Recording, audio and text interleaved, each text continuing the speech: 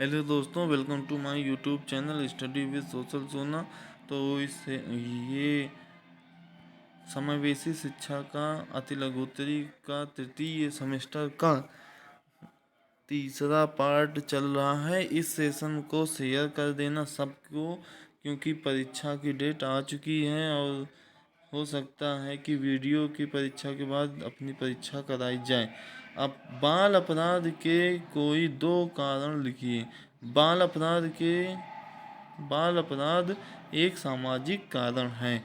पारिवारिक कारण, भौतिक भौतिक वंशानुक्रमण। ओके, आगे डाइट के कोई दो उद्देश्य लिखिए। डाइट शिक्षण अधिगम सामग्री का विकास करना। औपचारिक एवं अनौपचारिक शिक्षा के बीच की दूरी घटाकर इनमें एकात्मकता स्थापित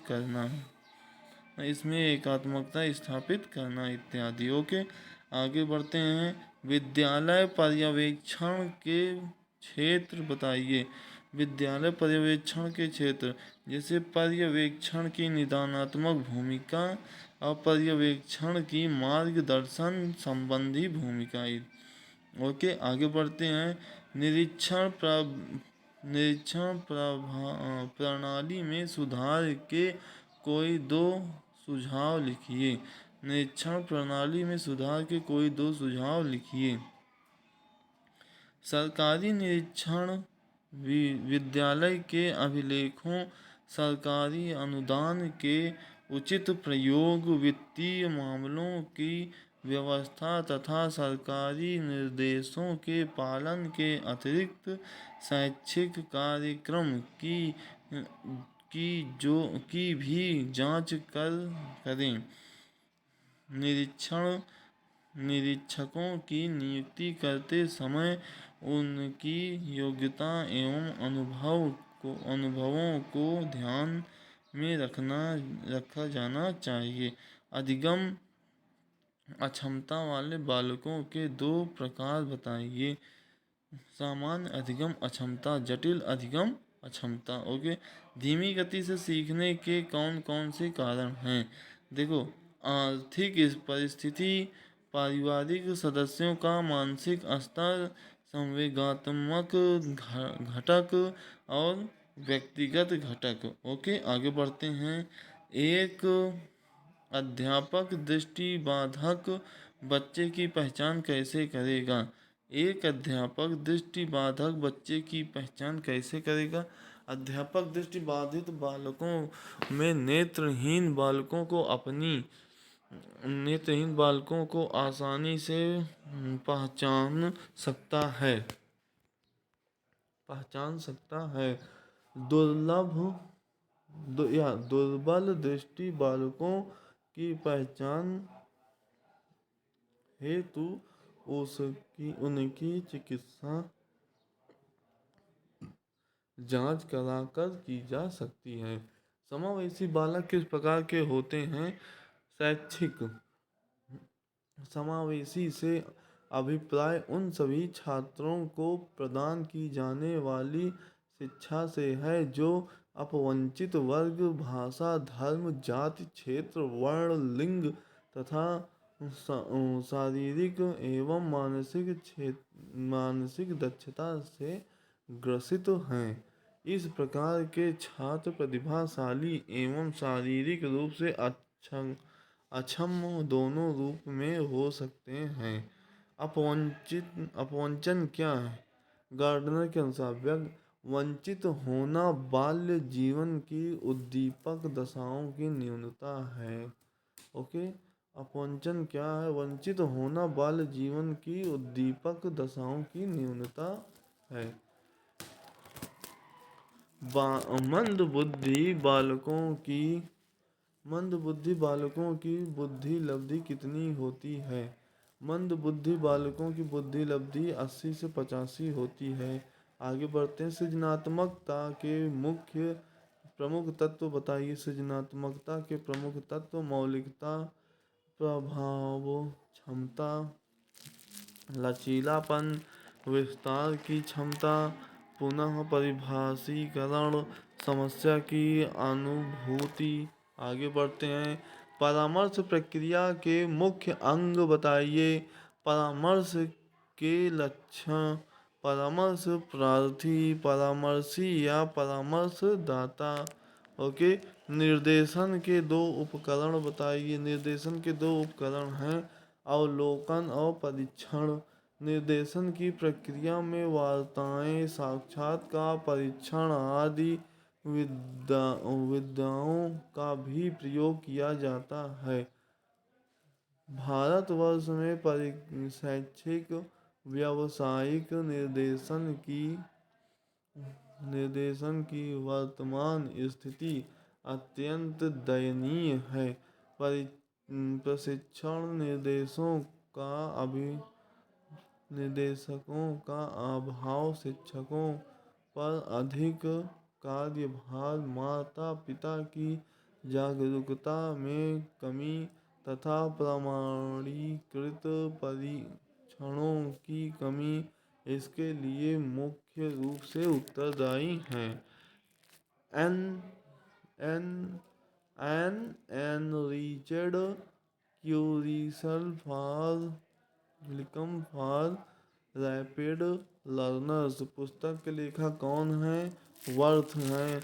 लॉन्गिंग हार्डिंग वर्थ हैं। ओके। पिछड़े बालकों की दो विशेषताएं बताइए। पिछड़े बालक में निम्नलिखित विशेषताएं पाई जाती हैं। सीखने की धीमी गति, जीवन में निराशा का अनुभव, समाज विरोधी कार्य की प्रवृत्ति, व्यवहार संबंधी समस्याओं की अभिव्यक्ति, जन्मजात योग्यताओं की तुलना में कम शैक्षिक उपलब्धि, सामान्य शिक्षण विधियों द्वारा शिक्षा ग्रहण करने में विफलता। मंदबुद्धि बालकों के शिक्षक के दो गुण बताइए। मंदबुद्धि शैक्षिक रूप से पिछड़े बच्चों की शिक्षा व्यवस्था निम्न बिंदुओं पर की जा सकती है। जैसे शिक्षक को विषय वस्तु धीमी गति से तथा बार बार दोहराते हुए पढ़ाना चाहिए। ओके। शिक्षक को बालकों की सहायता, परामर्श तथा निर्देशन के लिए तैयार रहना चाहिए। सहानुभूतिपूर्वक व्यवहार द्वारा व्यावसायिक परीक्षण देना। ओके। आगे बढ़ते हैं। विशेषण विद्यालयों की व्यवस्था। विशेष विद्यालयों की व्यवस्था। श्रव्य दृश्य संसाधनों का प्रयोग। आत्मविश्वास में वृद्धि कराकर विशेषज्ञों द्वारा शिक्षा। दो बुद्धि परीक्षणों के नाम लिखिए। जैसे भूल भुलैया परीक्षण, प्रिंटर पैटर्नर्स और परफॉर्मेंस टेस्ट, बीने साइमन बुद्धि परीक्षण इत्यादि। स्टैनफोर्ड संशोधित बीने परीक्षण 1916। एजुकेशनल एंड वोकेशनल गाइडेंस का लेखक बताइए। तो ये कौन है? William Martin Proctor. Raven's progressive matrix क्या है? Raven's progressive matrix. इस परीक्षण में अनेक मैट्रिसेज हैं जो एक दूसरे से अधिक कठिनाई होते हैं। यह रेखा गणितीय आकृति और डिजाइन में होता है। 1956 के परीक्षण में संशोधित संस्करण में 5 भाग होते हैं। प्रत्येक भाग में 12 पद हैं वर्तमान समय में इसके 3 संस्करण हैं। आगे बढ़ते हैं। वीने ने साइमन के सहयोग से सर्वप्रथम बुद्धि परीक्षण तैयार किया था 1905 में। ओके, आगे बढ़ते हैं। बाल अपराधी बालकों के उपचार की विधि बताइए।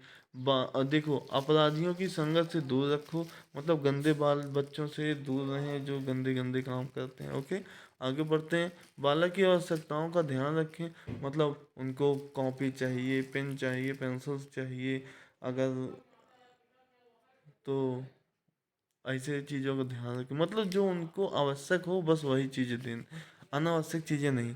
परिवार के सदस्यों द्वारा स्नेहपूर्ण व्यवहार मिले, मतलब परिवार के जो भी सदस्य हैं उनको स्नेह दें, थोड़ा प्यार दें, तो बालक हमेशा अच्छे रहते हैं। आगे बढ़ते हैं। मंदबुद्धि बालकों की पहचान, लक्षण बताइए। जिसकी बुद्धि 80 से 85 से कम होती है और ये पढ़ने लिखने में इनको कठिनाई होती है, ये अंदर आत्मविश्वास की कमी होती है। ओके, आगे बढ़ते हैं। अपवंचन क्या है? गार्डनर के अनुसार अपवंचन बाल्य जीवन की उद्दीपक दशाओं को न्यूनतम है। ओके, वाणी बाधित बच्चों के लक्षण बताइए।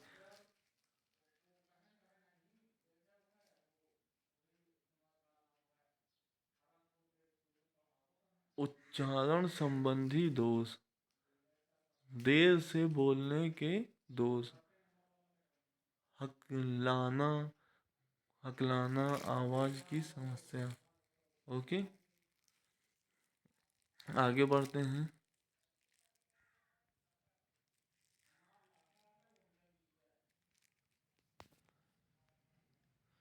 मनोविज्ञान शाला कब और कहाँ स्थापित हुई? मनोविज्ञान शाला उत्तर प्रदेश की स्थापना मनोविज्ञान शाला उत्तर प्रदेश की स्थापना 1947 में प्रयागराज में स्थापित हुई, जब देश आजाद हुआ था। श्रवण विकलांगता के प्रकार बताइए। श्रवण विकलांगता के दो कई प्रकार होते हैं, जैसे चालकीय श्रवण दोष, मिश्रित श्रवण दोष, संवैधानिक श्रवण दोष, मध्यकर्ण श्रवण दोष, प्रकार्यात्मक श्रवण दोष इत्यादि। निर्देशन निर्देशन क्या है? निर्देशन एक व्यक्तिगत कार्य है जिसके द्वारा शिक्षार्थी को उसकी समस्याओं का समाधान करने के लिए प्रेरित किया जाता है। निर्देशक ऐसी विधियां बताता है जिसका प्रयोग करके बालक उन समस्याओं को स्वयं सुलझा सकता है। टेलर फ्रेम का उपयोग किस तरह के बालकों हेतु किया जाता है? टेलर फ्रेम का प्रयोग एक डिवाइस होता है, जैसे ब्रेन लिपि में दृष्टिबाधित बालक श्रवण करके तथा या स्पर्श करके समझते हैं, उसी प्रकार दृष्टिबाधित बच्चे टेलर फ्रेम की मदद से गणित के पेपर को हल करते हैं। हकलाने के दो कारण, एक आनुवंशिक होता है, एक वातावरणीय होता है। समावेशी शिक्षा की दो विशेषताएं बताइए। छात्रों को अंतर आत्मविश्वास का उदय दिया जाता है, उनको आत्मनिर्भर बनाकर मुख्य धारा से जोड़ा जाता है। श्रवण विकृति से आप विकृति से क्या समझते हैं? किसी व्यक्ति द्वारा पूरी तरह से आवाज सुनने में असक्षम होना श्रवण विकृत कहलाता है। यह श्रवण तंत्रिका के अपर्याप्त विकास के कारण श्रवण संस्थान की बीमारी या चोट लगने की वजह से हो सकते हैं। अब निर्देशन के दो मुख्य उद्देश्य होते हैं। छात्र को उसकी योग्यताओं एवं शक्तियों का ज्ञान कराना, छात्र को उसकी समस्याओं एवं स्वयं समाधान करने योग्य बनाना। वाक दोष के प्रकार बताएं। वाक दोष प्रकार प्रक्रिया प्रक्रियात्मक उच्चारण दोष, हकलाना, आवाज़ की समस्या, अयोग्य वाणी के दोष, कम सुनने वाले बालकों की वाणी समस्या, देर से बोलने का विकास, बुद्धि लब्धि का सूत्र लिखिए। मानसिक आयु बटे वास्तविक आयु गुणे 100। पर्यवेक्षण से का क्या अर्थ है? एडम्स एवं डिकी के अनुसार पर्यवेक्षण संस्थाओं के सुधार के लिए एक नियोजित कार्यक्रम है। निदान एवं उपचार को समझाइए। ओके, आगे बढ़ते हैं। निदान में समस्या का पता लगाते हैं और उपचार में समस्या का समाधान करते हैं। निदान में समस्या का पता लगा और उपचार में समस्या का समाधान होता है। पर्यवेक्षण एवं निरीक्षण में अंतर। पर्यवेक्षण, इसमें हम सिर्फ गुणवत्ता को बढ़ाने का प्रयास करते हैं। इसमें हम सिर्फ गुणवत्ता को बढ़ाने का प्रयास करते हैं और निरीक्षण में हम कमियों को भी दर्शाते हैं। मनोविज्ञानशाला उत्तर प्रदेश में कब और कहाँ स्थापित की गई? मनोविज्ञानशाला उत्तर प्रदेश में 1947 में इलाहाबाद में स्थापित की गई। परामर्श में सहयोग देने वाली दो संस्थाओं का नाम लिखिए। मनोविज्ञानशाला और जिला चिकित्सालय। परामर्श के उद्देश्य लिखिए। अपनी समस्या का समाधान मिल जाता है। अपनी समस्या का समाधान मिल जाता है और पथ प्रदर्शित होता है। निरीक्षण में निर्देशन में क्या अंतर है? शिक्षण का अर्थ होता है पढ़ाना और निर्देशन में हम निर्देश देते हैं। ओके, विशिष्ट बालक किन्हें कहा जाता है? ऐसे बालक जो शारीरिक रूप से विकलांग या मंद बुद्धि के होते हैं उन्हें विशिष्ट बालक कहा जाता है। शारीरिक विकलांग बालक कौन होते हैं? ऐसे बालक जिनमें दृष्टि बाधक, अस्थि बाधक, मूक बाधक, विकलांग बाधक होते हैं। पिछड़ापन मापने की इकाई क्या होती है? हम बुद्धि लब्धि के माध्यम से बच्चों का निरीक्षण करते हैं कि कौन से बच्चे मंद बुद्धि के हैं, कौन से बच्चे पिछड़े हैं। अपंगता के 2 कारण बताइए। जन्मजात और दुर्घटनाग्रस्त भी हो सकते हैं। समावेशी शिक्षा का सूक्ष्म आशय बताइए। समावेशी शिक्षा सभी बच्चे को समान ऊंची शिक्षा देने की बात करती है। फिर चाहे बच्चा किसी भी समाज या जाति धर्म से आता हो सभी बच्चों को समान शिक्षा देना अधिकार है। आगे बढ़ते हैं। शैक्षिक लब्धि का सूत्र लिखिए।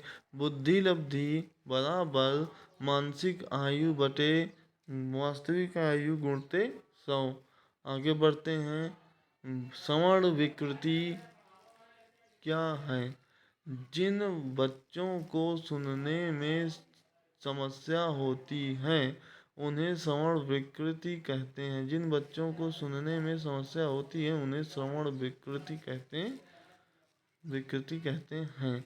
आवाज़ की समस्या दोष क्या है? आवाज़ की समस्या दोष क्या है? हिचकिचाना, बोलने की समस्या, तुतलाना, शब्दों को ठीक से उच्चारण ना करना। ओके, आगे बढ़ते हैं। आज का सेशन इतना ही रहा। तो दोस्तों, इस वीडियो को लाइक करें, शेयर करें और सब्सक्राइब जरूर करें। ओके, तो जय हिंद, जय भारत, जय श्री राम, वंदे मातरम।